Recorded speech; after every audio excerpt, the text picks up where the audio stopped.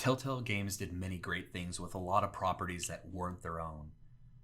But the one thing we never got to see is them betting on themselves and creating their own IP. That's scary. The idea of putting yourself out there, win, lose, or draw, that it is yours. There is a safety net with Batman and The Walking Dead, Wolf Among Us, and these other titles that are driven by already successful franchises.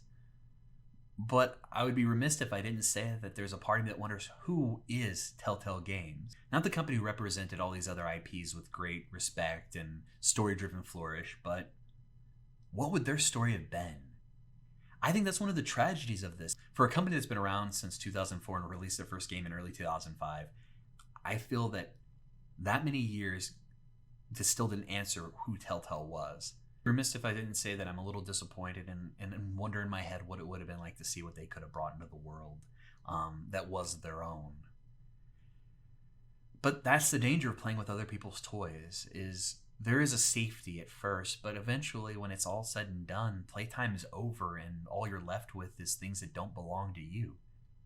I mean, I know that for me, I struggle with this dream of writing comics for Batman or coming up with something where you do get there is a joy, and I don't want to diminish this great, amazing experience and opportunity to play with things that many of us just only dream of. So there was a part of that I completely envy and applaud them for.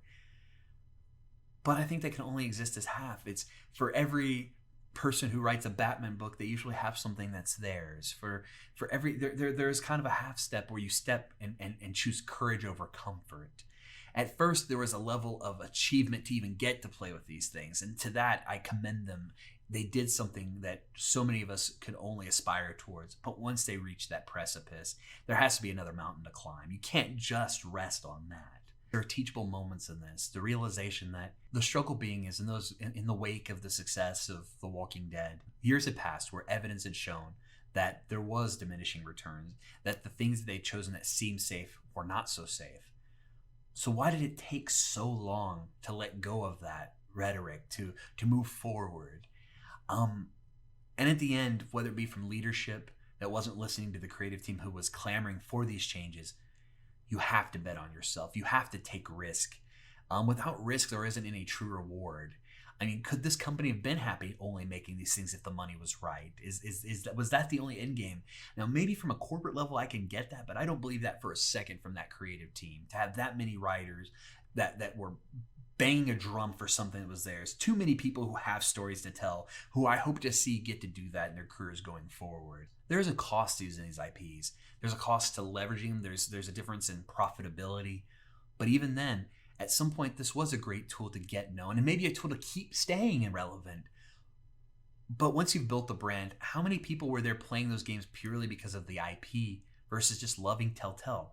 Telltale had built a brand, but they weren't leveraging that brand. And that's where we can really look at what we do with ourselves is, do we get caught up in the products we create versus the identity that people really engage with? People fall in love with the creator, not always the creation. One of my favorite authors is Neil Gaiman, who talks about when he was a writer that he finally got an opportunity to interview one of his most beloved artists, but he only had one tape recorder. And that recorder actually had a malfunction that led to most of the interview after the first 30 seconds to being completely unusable.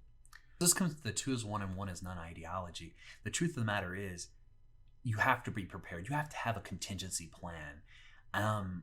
So when you built this brand, bet on yourself, but knowing that you're mitigating that risk with the known goods, with the IP. But in that case, you're also not feeding into those diminishing returns because you're not going to the same well over and over and over again. I'm avoiding those dangers that come with playing. It's perfectly fine to play with others' toys. Sharing is caring in this regard.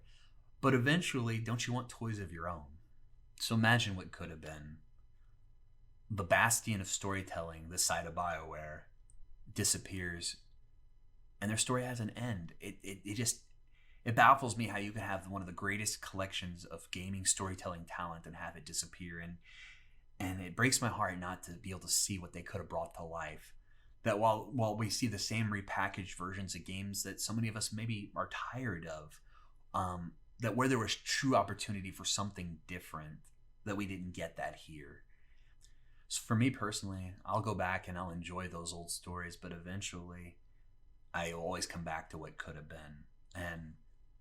That is probably one of the biggest tragedies you can have as a creator. That you have an audience that wants what you create, that they actually want the true you. They've already fallen head over heels in love with what you put out there.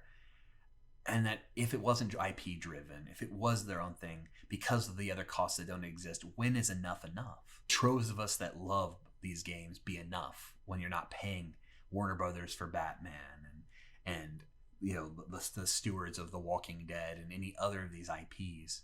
We're not paying them at a premium. How much more could have been left to keep the lights on, to keep a team together, to give us that relation, to keep that connection alive?